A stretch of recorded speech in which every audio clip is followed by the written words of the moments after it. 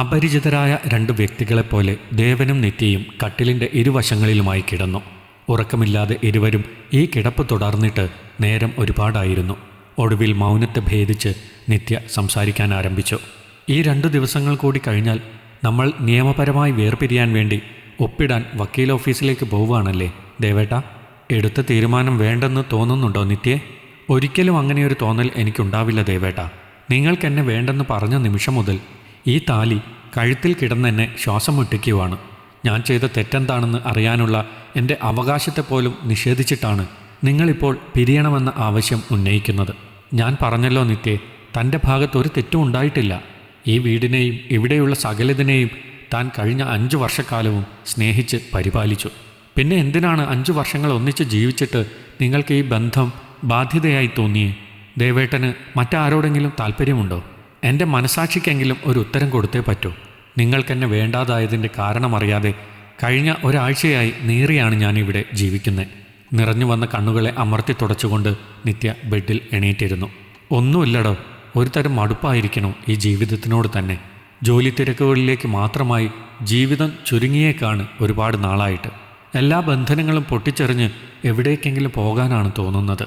ഇടർച്ചയോടെയുള്ള ദേവൻ്റെ സംസാരം കേട്ടിട്ട് അമ്പരപ്പോടെ അയാളുടെ മുഖത്തേക്ക് നോക്കിയിരിക്കുകയാണ് നിത്യ. അകാരണമായി അവളുടെ കണ്ണുകളും നിറഞ്ഞൊഴുകുന്നുണ്ടായിരുന്നു. ദേവൻ ഇനി എന്താണ് പറയാൻ പോകുന്നതെന്ന് അറിയാനായി അവൾ നിശബ്ദം അയാളുടെ വാക്കുകൾക്ക് ചെവിയോർത്തു. ഗ്രാമത്തിലെ സാധാരണ ഒരു കർഷകനായിട്ട് പോലും തൻ്റെ മകളെ ഒരുപാട് പഠിപ്പിച്ച ഒരു അച്ഛൻ്റെ മകളാണ് താൻ. സിറ്റിയിൽ ജീവിക്കുന്ന എൻ്റെ വിവാഹാലോചന വന്നപ്പോഴും എന്നോട് ആ അച്ഛൻ പറഞ്ഞത്, ഒത്തിരി ദൂരെയായിട്ടും നിത്യയെ എനിക്ക് കല്യാണം കഴിപ്പിച്ച് തരുന്നത് പട്ടണത്തിൽ ജീവിക്കുന്ന പെൺകുട്ടികളെല്ലാം ജോലിക്കാരാണെന്ന് ആരോ പറഞ്ഞ അറിവ് വെച്ചിട്ടാണ്. തന്നെ ഞാൻ ജോലിക്ക് വിടണമെന്നും തൻ്റെ മകളൊരു ജോലിക്കാരിയായി സ്വന്തം കാലിൽ നിൽക്കുന്നത് കാണണമെന്നുമാണ് നിത്യയുടെ അച്ഛൻ ആഗ്രഹിച്ചത്. അതിനെന്താ ദേവേട്ട, വിവാഹം കഴിഞ്ഞ ആദ്യത്തെ 1 വർഷം ഞാൻ ജോലിക്ക് പോയിരുന്നതല്ലേ. പിന്നീട് ഇവിടുത്തെ അമ്മയ്ക്ക് വയ്യാതെ കിടപ്പിലായപ്പോഴല്ലേ ഞാൻ ജോലി നിർത്തിയത്. അത് മനസ്സിലാക്കാനുള്ള മനസ്സ് എൻ്റെ അച്ഛനുണ്ട്. എടോ, സ്വന്തം അമ്മ കിടപ്പായപ്പോൾ മകളായ എൻ്റെ ചേച്ചിയോ മകനായ ഞാനോ ജോലി ഉപേക്ഷിച്ചില്ല. ദിവസം ഒരല്പം നേരമെങ്കിലും അമ്മയെ നോക്കാൻ സമയം കണ്ടെത്തിയില്ല. തന്നെ ജോലിക്ക് വിടുകയും ഒരു ഹോം നേഴ്സിനെ വെച്ച് പകൽ സമയം അമ്മയെ പരിചരിക്കുകയും വൈകിട്ട് ജോലി കഴിഞ്ഞ് വന്നാൽ തൻ്റെ കൂടെ ഞാനും ചേർന്ന് അമ്മയെ നോക്കാവുന്നതുമേ ഉണ്ടായിരുന്നുള്ളൂ. പക്ഷേ തന്നോട് ജോലി നിർത്തി വീട്ടിലിരുന്ന് അമ്മയെ നോക്കാൻ പറയാനാണ് ഞങ്ങൾക്ക് എളുപ്പമായി തോന്നിയത്. നിത്യ അമ്പരപ്പോടെ തൻ്റെ ഭർത്താവിനെ ഉറ്റുനോക്കി. അതിന് ഞാൻ ഈ നിമിഷം വരെയും ഒരു പരാതിയും പറഞ്ഞിട്ടില്ലല്ലോ ദേവേട്ട. എന്തിനാണ് ഇത്തരം കാര്യങ്ങൾ ഇപ്പോൾ പറയുന്നത്? എൻ്റെ സ്വന്തം അമ്മയെ നോക്കുന്നത് പോലെ ഞാൻ ഇവിടുത്തെ അമ്മയെ പരിചരിച്ചില്ലേ? അതിലെന്തെങ്കിലും കുറവ് വന്നതായി ദേവേട്ടന് തോന്നുന്നുണ്ടോ? ഇല്ലടോ, ഒരിക്കലും അമ്മയ്ക്കോ ഈ വീടിനോ ഒരു കുറവും താൻ വരുത്തിയിട്ടില്ല. കഴിഞ്ഞുപോയ 4 വർഷങ്ങൾ ഈ വീട്ടിൽ തന്നെ ഞാൻ ഉത്തരവാദിത്തങ്ങളുടെ പേരിൽ തളച്ചിടുകയായിരുന്നില്ലേ? സത്യം പറഞ്ഞാൽ അതിൽ നിന്നും ഒരു മോചനം തനിക്കും വേണം. കെട്ടിയ താലി പൊട്ടിച്ചെറിഞ്ഞിട്ടാണോ നിങ്ങളെനിക്ക് മോചനം തരുന്നത്? ദേവേട്ട മതി, എനിക്കൊന്നും ഇനി കേൾക്കണ്ട. നിങ്ങൾക്കെന്നെ മടുത്തു. അതല്ലേ ഈ വേർപിരിയലിൻ്റെ യഥാർത്ഥ കാരണം? നിത്യയെ നോക്കി പുഞ്ചിരിച്ചുകൊണ്ട് അയാൾ എഴുന്നേറ്റ് പോയി അലമാരയിൽ നിന്ന് കുറച്ച് പേപ്പറുകൾ കൊണ്ടുവന്നു. ഒരുപാട് പണം മുടക്കി തന്നെ പഠിപ്പിച്ച ഒരച്ഛനുണ്ട് തൻ്റെ വീട്ടിൽ. നിറഞ്ഞ കണ്ണുകളോടെ എൻ്റെ കയ്യിൽ തന്നെ ഏൽപ്പിക്കുമ്പോൾ അദ്ദേഹത്തിന് എന്നോടൊരു വിശ്വാസമുണ്ടായിരുന്നു. തൻ്റെ മകൾ പ്രാണനെ പോലെ കരുതിയ സംഗീതത്തെയും ജോലിക്കാരിയായി തന്നെ കാണണമെന്ന അദ്ദേഹത്തിൻ്റെ ആഗ്രഹത്തെയും ഞാൻ അംഗീകരിക്കുമെന്ന ആ വിശ്വാസത്തെയാണ് ഞാൻ ഇല്ലാതാക്കിയത്. തൻ്റെ അച്ഛൻ്റെ ഒരായുസിൻ്റെ അധ്വാനത്തിനും മകളെപ്പറ്റിയുള്ള ആ മനുഷ്യൻ്റെ സ്വപ്നങ്ങൾക്കും പുല്ലുവില തരാതിരുന്ന കാരണമാകാം അച്ഛനാവാനുള്ള ഭാഗ്യം ദൈവം എനിക്ക് നിഷേധിച്ചത്. ദേവൻ തൻ്റെ കൈവശമുണ്ടായിരുന്ന പേപ്പറുകൾ നിത്യയുടെ കൈകളിലേക്ക് വെച്ചുകൊടുത്തു. സിറ്റിയിലെ തന്നെ പ്രമുഖ ഡോക്ടർ തയ്യാറാക്കിയ ദേവൻ്റെ മെഡിക്കൽ റിപ്പോർട്ടുകളായിരുന്നു അത്. അല്പസമയം അവർക്കിടയിൽ ഉടലെടുത്ത മൗനത്തെ ഭേദിച്ചുകൊണ്ട് ദേവൻ തുടർന്നു. 5 വർഷക്കാലം തൻ്റെ സ്വപ്നങ്ങൾക്കും ലക്ഷ്യങ്ങൾക്കും ഞാനായിരുന്നു തടസ്സം. എനിക്കൊപ്പത്തിനൊപ്പം വിദ്യാഭ്യാസമുള്ള തനിക്ക് പഠിച്ച തൊഴിൽ മേഖല ഞാൻ നിഷേധിച്ചു.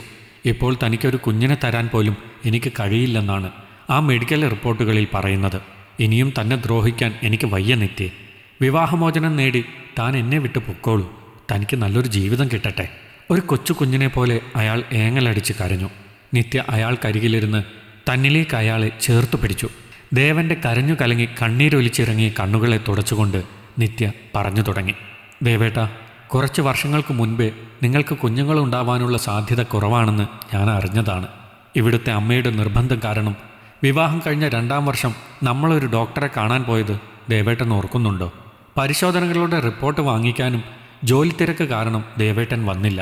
ഒരു തരത്തിൽ അതൊരു അനുഗ്രഹമായിട്ടാണ് എനിക്ക് തോന്നിയത്.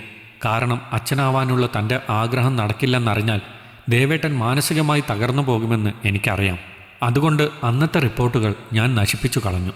ദേവേട്ടൻ പറഞ്ഞതുപോലെ എൻ്റെ സ്വപ്നങ്ങളെയും എൻ്റെ അച്ഛൻ്റെ ആഗ്രഹങ്ങളെയും വിലവയ്ക്കാത്ത നിങ്ങളെ ഉപേക്ഷിക്കണമെന്നുണ്ടായിരുന്നെങ്കിൽ എനിക്ക് കാരണമായി ആ വിഷയം തന്നെ ധാരാളമായിരുന്നില്ലേ? നിത്യ പറഞ്ഞ കാര്യങ്ങളിൽ വിശ്വസിക്കാനാവാതെ ദേവൻ അമ്പരന്നിരിക്കുകയാണ്. അയാളുടെ കണ്ണീരൊഴുക്കിന് തീവ്രത കൂടി വന്നു. നിത്യ തനിക്ക് പറയാനുള്ള കാര്യങ്ങൾ തുടർന്നു. അധികം വൈകാതെ ഇവിടുത്തെ അമ്മ സംസാരിക്കാൻ പോലും വയ്യാത്ത വിധത്തിൽ തളർന്ന് കിടപ്പായത് കാരണം നമുക്ക് കുഞ്ഞുങ്ങളുണ്ടാവാത്തതിനെ പറ്റി തിരക്കാൻ അവർക്ക് പിന്നീട് കഴിഞ്ഞില്ല. ദേവേട്ടൻ്റെ ചേച്ചിയും അതേപ്പറ്റി അന്വേഷിക്കാൻ വന്നില്ല. നമുക്കൊരു കുഞ്ഞു വന്നാൽ അമ്മയെ പരിചരിക്കാൻ പറ്റില്ലെന്ന് ഞാൻ പറയുമെന്ന് കരുതിയാകാം.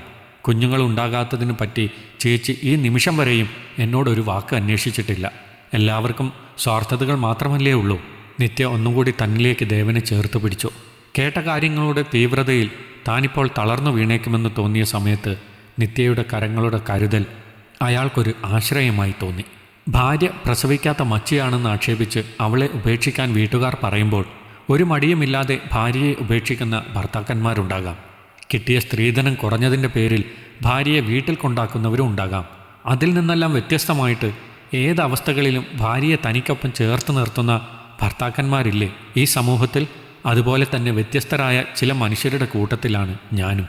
കുഞ്ഞുങ്ങളുണ്ടാവാത്തത് നിങ്ങളുടെ തെറ്റല്ല ദേവേട്ട. എല്ലാ ഭാഗ്യങ്ങളും ഒന്നിച്ചു കിട്ടില്ലെന്ന് കരുതിയാൽ മതി. ഇനി അതിൽ വിഷമിക്കരുത്. കുഞ്ഞിനെ തരാൻ കഴിയില്ലെന്ന കാരണത്തിന് നിങ്ങളെ എനിക്ക് വെറുക്കാൻ കഴിയില്ല. അതിനേക്കാളെല്ലാം ഒത്തിരി മൂല്യമുണ്ട് നിങ്ങളുടെ ഈ താലിക്ക്. നിങ്ങളെ വിട്ടുപോകാൻ എനിക്ക് കഴിയില്ല ദേവേട്ട. ഇരുവരുടെയും കണ്ണുകൾ നിറഞ്ഞൊഴുകി. തൻ്റെ സ്വപ്നങ്ങൾക്കെല്ലാം തടസ്സമായി നിന്ന ഒരാളാണ് ഞാൻ. തൻ്റെ അച്ഛൻ്റെ ആഗ്രഹങ്ങൾക്കൊന്നും വില കൊടുക്കാത്തവൻ. എന്നിട്ടും തനിക്ക് എങ്ങനെയാ ഇതെല്ലാം ക്ഷമിച്ച് എന്നെ സ്നേഹിക്കാൻ കഴിയണേ നിത്യേ? തൻ്റെ ആഗ്രഹം പോലെ ആയില്ലെങ്കിലും മകളുടെ ജീവനും ജീവിതത്തിനും ഒരാപത്തുമില്ലാതെ അവൾ ജീവിക്കുന്നുണ്ടല്ലോ എന്നായിരിക്കും എൻ്റെ അച്ഛൻ കരുതുന്നുണ്ടാവുക. ഒരുപക്ഷെ വാർത്താമാധ്യമങ്ങളിൽ നിറയുന്ന വാർത്തകൾ കാണുമ്പോൾ ഈ സമൂഹത്തിലെ എല്ലാ അച്ഛന്മാരും കരുതുന്നത് അങ്ങനെയായിരിക്കാം. നമ്മുടെ കാര്യത്തിൽ ഇപ്പോഴും ഒന്നും വൈകിയിട്ടില്ല. എൻ്റെ സ്വപ്നങ്ങളെ നേടിയെടുക്കാനുള്ള ശ്രമങ്ങൾ ഞാൻ ആരംഭിക്കുകയാണ്. ഇനി ദേവേട്ടനും എൻ്റെ കൂടെ കാണുമെന്ന് എനിക്കറിയാം. തുറന്നു പറച്ചിലുകൾക്കും തെറ്റുതിരുത്തലുകൾക്കും ഒടുവിൽ അവിടെ പുതിയൊരു ജീവിതം ആരംഭിക്കുകയായിരുന്നു ഇരുവരും. ജീവിതത്തെ കൂടുതൽ മനോഹരമാക്കുമെങ്കിൽ മാത്രം ചില തെറ്റുകൾ ക്ഷമിക്കപ്പെടേണ്ടവയാണ്. ഈ കഥ നിങ്ങൾക്കിഷ്ടമായെങ്കിൽ ലൈക്ക് ചെയ്യൂ. നിങ്ങളുടെ അഭിപ്രായങ്ങൾ കമൻ്റായി രേഖപ്പെടുത്തൂ. കൂടുതൽ കഥകൾ കേൾക്കാൻ ഈ ചാനൽ സബ്സ്ക്രൈബ് ചെയ്യൂ.